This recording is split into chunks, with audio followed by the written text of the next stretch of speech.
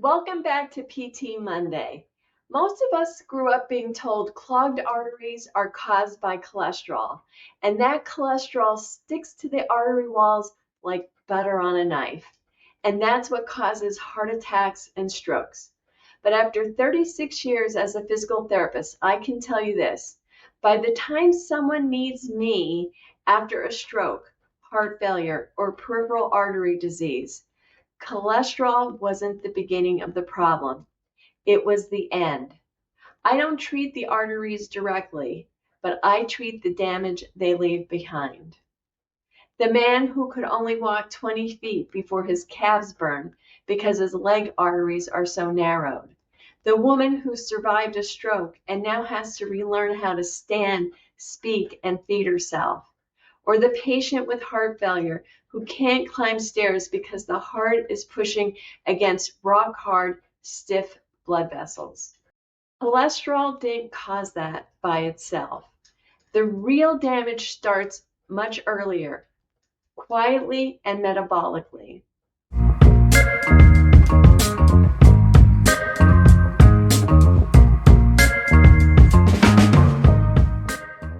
So what actually damages the arteries? It's not butter and it's not red meat. It's chronically high insulin, sugar, and inflammation. And here's what really happens.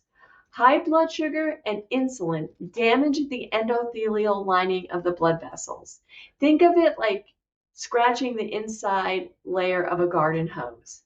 That damage triggers inflammation, and now the body tries to patch it using cholesterol like a Band-Aid.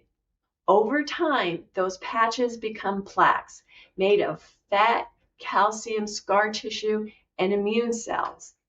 The arteries now narrow.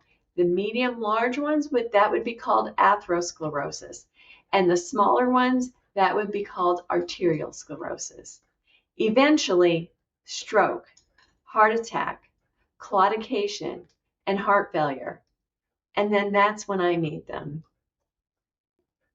So let's talk about why keto, low carb, and carnivore helps. Because this way of eating lowers insulin and blood sugar, which reduces endothelial damage. It reduces inflammation, and that calms the immune response inside the arteries.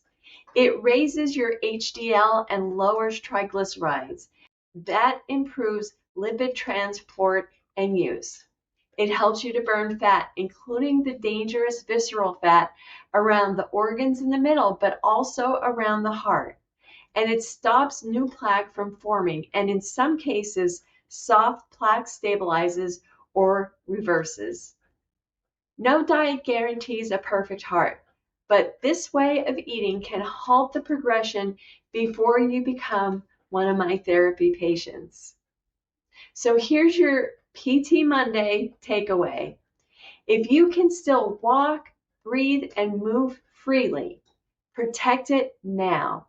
Don't wait until you're in rehab to care about your arteries. So I'm working on a full-length video that explains the differences between arterial sclerosis versus atherosclerosis, soft versus calcified plaque, how blockages form, and why insulin resistance, not cholesterol, is the real culprit.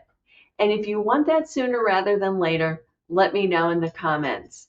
I'm Dr. Rose, the Primal Professor. I'll see you in the next video. Don't forget to give it a thumbs up and subscribe.